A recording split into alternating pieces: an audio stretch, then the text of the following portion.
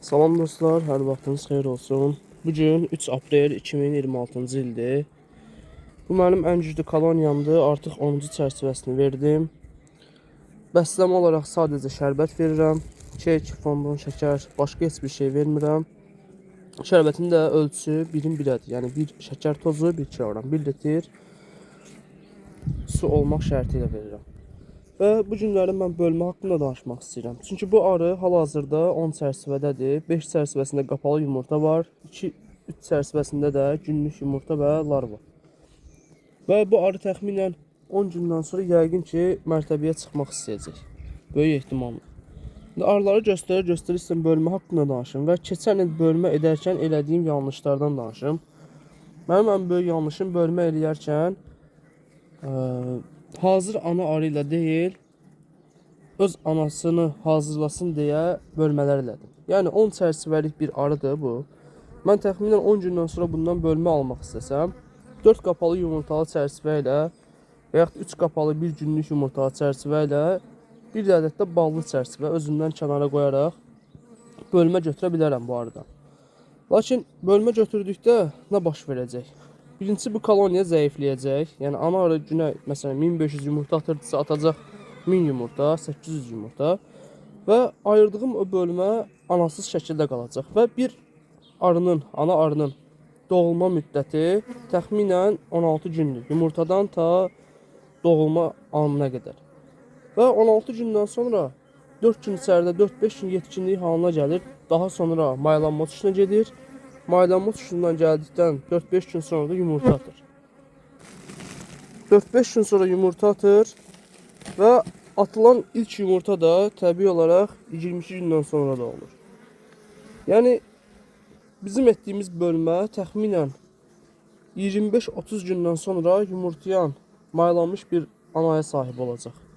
Hal-hazırki dövrdə koloniyada yumurta atılmayan hər gün, hər saat mənim üçün, mənim fikrimə görə koloniyanın geri getməsi deməkdir. Arxaya getməsi deməkdir.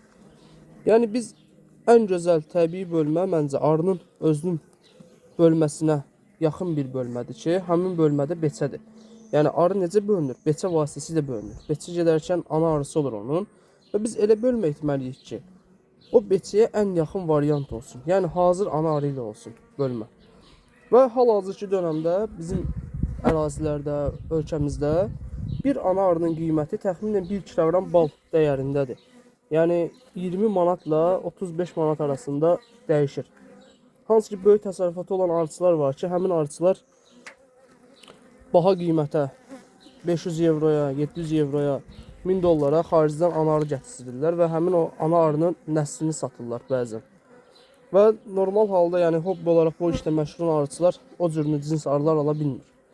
Və hər cinsdən, yəni Bakvas, İtalyan, Karniol, Qafqaz arısını 20 manatla 30 manat arasında qiymətə tapmaq mümkündür.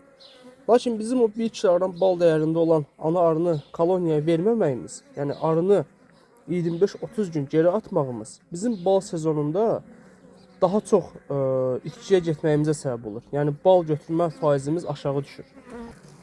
Və məsələ təkcə bal götürmə faizinin aşağı düşməsi də deyil. Həm də məsələ qəfəsləmə sisteminə keçməkdir.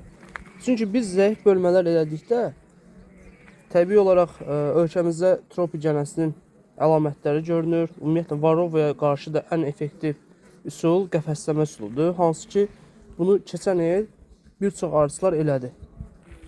Professional arıçılar elədi və çox gözəl nəticə də əldə elədilər. Yəni qışa sağlam bir arı ilə girdilər.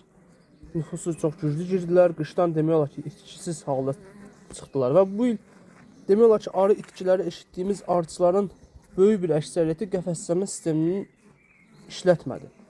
Yəni hələ də mən rast gəlməmişəm ətrafımda və yaxud da internetdə qəfəsləmə sistemindən istifadə edən hansı arıçının arıları kütləvi şəkildə qışdan yəni qırılsın, tələfatla çıxsın. Ətrafımda da bu cür arıçı yoxdur, internetdə də yəni görməmişəm. Yəni arını bölməni güclü eləmək əslində bölməni qışa çox güclü hazırlamaqdır. Mənim bu il qışdan sağ çıxmayan və yaxud da çox zəif çıxan arılarımın demək olar ki, hamısı əsas kolonilər deyildi. bölmə etdiyim kolonilərdir ki, həmin kolonilər, yəni 25 gün, 30 gün o koloni yerində saydı və daha sonra anar yumurta atmağa başladıqda belə ilk partiya balalar doğulana qədər, yəni 22 gün müddətinə o koloniyada heç bir irəliləyiş baş vermədi. Yəni ana arı 25 gün sonra yumurtaya başlayır, 22 gündən sonra atdığı yumurtalar doğulmağa başlayır. Həmin müddətdə biz bölmə edərkən çərçivənin üzərində verdiyimiz hansı ki işçi arılar var, artıq onların ömrü bitir. İçəridə bala zənciri tamamilə qopur.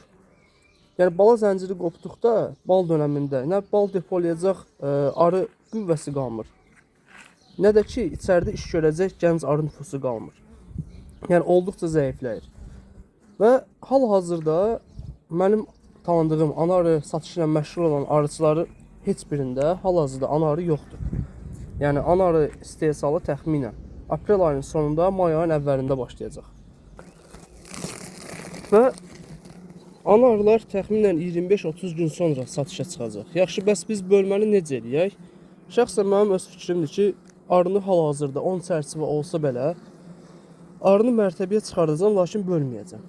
Çünki arını bölüb, əsas koloniyanı zəiflədib, digər böldüyüm bölməni də 25 gün yerində saydırmaqdansa, arını mərtəbəyə çıxardıb, ana arını daha çox yumurta atmasını təmin eləmək olar. Yəni, koloniya güclüdür, ana arı lap çox yumurta atacaq. Və bizim bölgədə arının beçiyə meyllənmə vaxtı təxminən may ayıdır. May ayının əvvəlindən may ayının sonuna qədər, yəni bir vaxtda arılar beçiyə meyllənir. Və ana arılar hazır olduqda artıq may ayının əvvəlində, indi 4 çərçivə ilə böləcəyim halda, may ayının əvvəlində bölərəm 6 çərçivə ilə və yaxud da 5 çərçivə qapalı yumurta ilə. Həm əsas koloniya beçə meylindən daşınmış olar. Çünki may ayının sonundan etibarən burada artıq balaxını başlayır. Çox vaxtı may ayında hətta yağışlı günlər keçir. Yəni arı bal toplaya bilmir. Təbiətdə nektar gəlsə belə. Həm əsas koloniyanı mən beçə meylindən daşındırmış olaram. Həm də çox güclü bir bölmə əldə etmiş olaram. Və əldə etdiyim o bölməyə də hazır anar verərəm və içəridə olan bala zənciri qopmaz. Və iyul ayının, daha doğrusu iyun ayının sonlarına doğru da bütün kolonilərimdə qəfəsləmə apararam, iyul ayında süzmə apararam və dərmanlama apararam. Çox az bir miqdarda dərmanla, yəni bir dəfə dərmanlama etməklə, maksimum 2 dəfə dərmanlama etməklə həm təmiz, gənədən azad olmuş bir koloniyalar əldə edərəm, həm də ki güclü bölmələr əldə etmiş olaram. Qışa sağlam nüfusla girərəm. Yəni keçən il mənim deyərdim ki, hal-hazırda, yəni qışdan arılarımın 2 koloniya arımın sağ çıxmaması və yaxud da bir koloniyamın həddindən artıq zəif çıxmasının səbəbi keçən etdiyim yanlış bölmələr oldu. Yəni arını böldüm, qoydum bir kənara, gözlədim ki, anarı doğulsun. Anarı doğulandan sonra mayalanma düşüb falan. Yəni bir də baxdım ki, artıq 30 gün keçib, heç ana arının biri yoxdur. Koloniyada bir ovuc arı qalıb. Halbuki mən vaxtında ana arı alıb versəydim o koloniyaya, çox güclü bir nüfusla balaxına girərdik və qışa da, payıza da çox gözəl bir koloniya ilə girə bilərdik. Və yaxud da mənim başqa bir fikrim də bu yöndə nədir? Məsələn, bu cür gözəl bir koloniyam var. Sakitdir, bakvas cinsidir və başqa koloniyalarım da var, bölmə eləmək istəyirəm. Bu arını bacardığım qədər maksimum gücləndirərəm. Hətta başqa bölmələrdə, başqa arılardan buna qapalı yumurta verərəm. Təbii ki, istidə biləcəyi qədər bala çürüklüyü olmasın deyə. Daha sonra bu arının ana arısını bir yumurtalı və bir ballı çərçivə ilə ayıraram. Və koloniya güclü olduğuna görə başlayacaq yumurtalar düzəltməyə, ana arı yumurtası düzəltməyə. Və həmin bu vaxt ərzində də bölmək istədiyim koloniyalarda, yəni ana arı yumurta atma davam edəcək, güclü koloniya olacaq. Yəni o 16 gün, 13 gün müddətində orada hələ də inkişaf edəcək. Və doğulmağa 3 gün qalmış, mən digər koloniyalardan bölmə əldə edirəm. Daha sonra buradakı üskükləri aparıb həmin bölmələri verirəm. Yəni burada məqsəd ana arı koloniyanın ana arısız qalma müddətini minimuma endirməkdir. Yəni 800 günə endirməkdir. Ana arı 2 gün sonra doğulacaq, 4 gün sonra maylanma uçuşuna çıxacaq, gəlib 4 gün sonra yəni yumurta atmağa başlayacaq. O 25-30 gün müddəti 10 günə endirməkdir. Yəni hələ ki mənim bölmə haqqında keçən ilki səhvlərimdən çıxardığım nəticə budur.